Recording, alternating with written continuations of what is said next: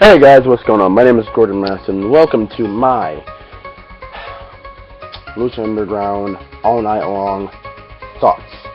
This is not a formal review. This is just my thoughts.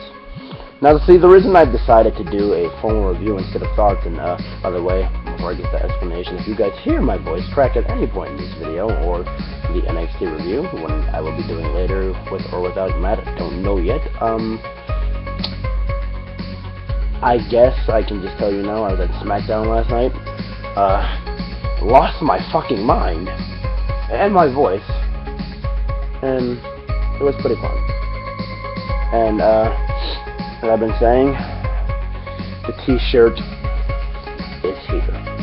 Along with the Dean Ambrose t-shirt, and, it was a pretty fun time, it was a pretty fun experience. I also got this little cool Dean Ambrose chain, necklace, whatever you can call it. It's like the DA thing that he has for his logo. So just wanted to get those things out of the way. Let me put this chair up closer and that hurt my foot. Okay, so let's get into Lucha Underground all night long. Let me explain by starting this show by saying this one match, Mundo versus Puma, was it worth it to call it all night long? Was it worth it to say that these two guys, are going to be going at it all night? It was totally worth it. It was most definitely totally worth it. Why? Because they tore the fucking house down within 1 hour. And you know what? It seems like all the good wrestling shows nowadays are an hour. That's what it seems is, the general consensus is. All the good shows that we have these days are an hour. I mean, don't get me wrong, there are Raws that are good. There are, SmackDowns that can be passable for good, nowadays at least. Impact Wrestling is Impact Wrestling, I'm not going to go into that. But it seems like the shows nowadays that are at least the hour, it's the shit that fucking gets everybody through their week with wrestling. It's the shit that, makes wrestling fans go, I'm fucking happy with what I'm watching. And tonight was a great example of that.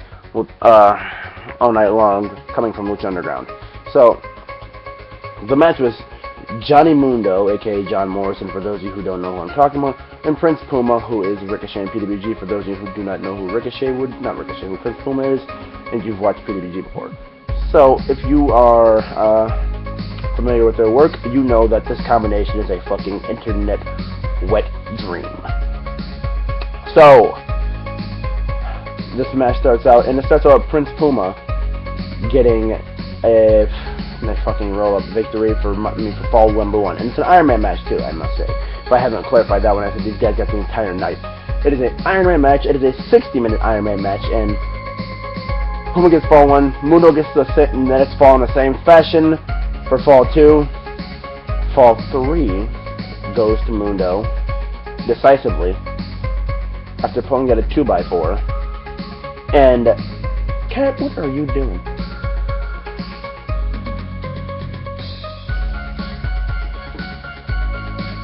Yeah, sorry, she was messing with her stupid little toy. I'm sorry. I guess I could say that all night long was, extremely fun, dude. Okay, so, let me get back to where I was. A 2x4 came into play at one point, and Puma, he decided to smack, well, he got smacked. I was about to say Puma hit Ricochet, because, there's two different people, brother dude. But, no, that's not the case. Mundo decided to smack Puma. Cat, would you stop biting me? I'm trying to do this. But, Puma got hit in the head with the 2x4, which led to the Moonlight Drive, which you guys, if you didn't know, is like the flipping neck breaker that he does. And then for those of you WWE marks who know the corkscrew moonsault as a Starship Pain, well, you're wrong, dude. He's a heel now. It's the end of the world. So, I think it was the one. I think the Starship Pain. Yeah, Starship Pain definitely do a fall, and sort of the end of the world, which made it 3-1. I think at one point. Oh yeah, I forgot he didn't make it 4. But it was 4-1 at the. It was 4-1 at the tail end of that. Then Puma, he basically got his ass kicked for most of this. And Mundo, instead of... I don't understand why heels can't be fucking smart and actually, you know, run in these situations or go hide somewhere, like, fucking hide backstage or some shit like that when it comes to these situations. Because he stayed out there, and then consistently, he wasted time, but his wasting time, he stayed within the confines of the arena while wasting time with Puma. You got the job done. You have a 3-fall deficit right now. 3 falls, dude. 3 falls, and you can't just go somewhere. You can't go hide. You can't do something of that sort. I don't understand your logic there, Mundo. I really, really, really don't. Like, it comes to me as... It should come to me as no shock that Puma, you know, he was just he was just toyed with for the rest of this time. It's like in sports, where you get a lead somewhere, whatever sport you watch, and then your team just sits back on it for the clock time that's going by, especially in the playoffs. And then when the other team comes back, it's just like, motherfucker, why didn't you build on the lead more? It's like the situation, but he didn't build. He didn't He didn't really do anything that would have led to that. So I guess I could just really say here, for the end of this match, Mundo, you're an idiot, bud. You should have been cautious. I don't know. I don't know what he did, man. But I guess the best thing I can possibly say here is this. This match, no matter what, still comes at the end with 5 stars, because I didn't get Puma's other falls in there. There was, you know what, I really can't even go back over to remember what Puma did for his falls. I remember one time he hit the 630 for one of his falls. Actually, I think that was for 2 of his falls, actually. But, the other 2 that he had for the winner, actually the winner was a 630. But, there was also a spot with, like 4 tables, 2 next to each other, and then 2 stacked on top of the 2 that were next to each other, and they both went through those. Mundo, while wasting time, asked for a victory song from the band, and they persisted to do that after he had to yell at them to do it. And then Puma takes one of the guitars from the guys in the band and channels his inner Jeff Jarrett. It just fucking smashes his shit in. He just legit smashes Mundo's shit in. Like, holy fuck, dude. Like, you didn't have to go to those... Okay, I understand. Mundo did... Oh, wait, but no, that was after he climbed up and got, like, super kicked. But still, Mundo did spit on him when he was down. But, I guess the best thing to possibly say about this was... I guess Puma even the score there. But you know, I'm at this point, I can just figure, I'm going over the spots at this point. They did eventually go through those tables together, and they both took the brunt of it. So, I guess I can really say, I guess the rest of this video would really just be me going on to say, Puma does win, with Alberto El Patron, if you guys don't figure that out from the little piece that I gave you when I said Alberto, and then use the other Mexican name to say Patron. I didn't want this to sound any kind of racist. The Mexican name to mention Patron, he is Del Rio from WWE. If you did not know that, there you go, brother dude. He is Del Rio. And he came out and like drive. He just ran. I don't want to use the stereotypes, but it was like a drive-by run-through, and he just like knocks out Mundo, and that was practically it. He knocked out Mundo, and after that, he helped Puma get another fall. Puma got the fall, and then he said, Mundo, if you somehow do win this match, I just want you to know El Patron's coming to kick your ass. And then he said, Puma, if you win, just be ready. So the big event, Ultima Lucha, I almost said Lucho. Ultima Lucha in 7 weeks from now. Yeah, it's a while. They have a lot of time to build that. Ultima Lucha, 7 weeks from now. It will be Alberto El Patron, most likely. I'm not saying it's set in concrete, but unless they get out of a TV episode, but it'd be perfect to have El Patron versus Mundo with deep storytelling interaction, because I'm pretty sure Mundo will be mad about what happened, because that led to the Prince Puma tying fall, which would have led to the decisive fall. So Mundo practically had it all wrapped up. If you look at it from a storytelling perspective, if El Patron doesn't come out, Mundo most likely doesn't win. Alright. So let me explain this. This also would be the perfect time for me to say, within the confines of this video, that shows like this are what make wrestling fans extremely happy. Perfect example. Lucha Underground never disappoints. Yeah.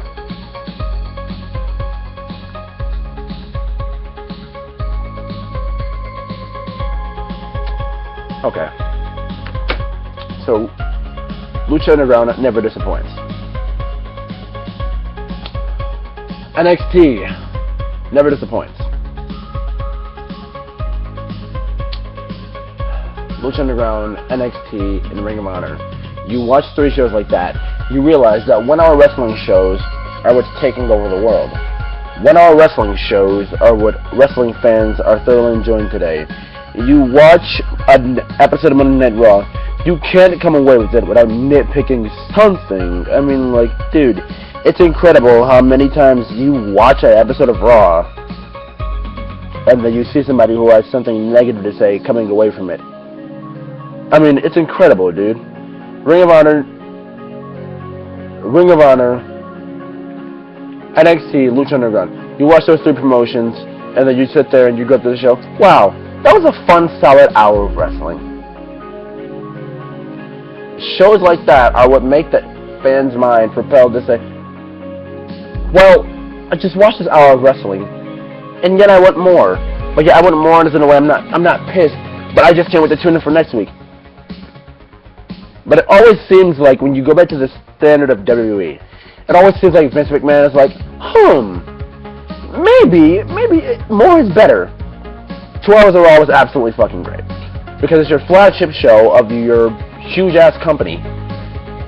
And I guess because of all the championships you have, and you know, there being no more actual brands that's through a Raw and a SmackDown, you can get all your shit in 2 hours, and it can just be all about story. But I'm not saying every fucking thing is filler, but the majority of what we get is related to story. But then we do get these pointless-ass matches. Say, I'm thinking you're fucking old, but say we get a goddamn fucking, let me really put something on this later.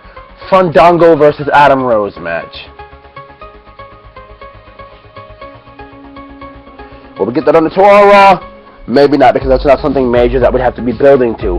But my point is here, with 2 hours of wrestling, 1 to 2 hours of wrestling, shit isn't really that bad. Lucha Underground went out there and proved that tonight. I haven't seen NXT yet. The review for that will be up pretty soon. But my legitimate point here speaking is that 1-hour wrestling shows are where it's at. I mean, Lucha Underground, you did fucking great today, Mike. You did fucking great. A1, A+ performance from me. Well, not from me, from Mundo and from Puma. I really do appreciate what you guys went out and did. I appreciate you for giving these guys an Iron Man match. I mean, WWE, TNA, Ring of Honor, Lucha Underground, not Lucha Underground, I'm going to exclude you from this case. From every wrestling, every major wrestling company. When's the last time we seen an Iron Man match from any of you? That was compelling! This match was thoroughly compelling, dude. And honestly, I wouldn't be opposed to more Lucha Underground. I mean, don't fucking spam it and shove it down our throats. The solution to this match is obviously an Iron Man match. For special situations, Iron Man matches are the way to go. I'm not saying everyone has to be a 60 minute, 30 minutes can work too. 15 minutes, it rushes you to get your shit in, but I'd say 30 minute, 45 minute, hour in a very special case and situation. But it is what it is. I enjoyed the hell out of this. It made me think that 1 hour wrestling is a place, it's the thing to do, the place to be. Everything about 1 hour wrestling is just absolutely perfect. So if you guys enjoyed my thoughts on this entire thing, make sure to leave your thoughts in the comment section below. Subscribe if you're not subscribed for more of that reviewing goodness on my channel. And I'll see you guys later. See ya!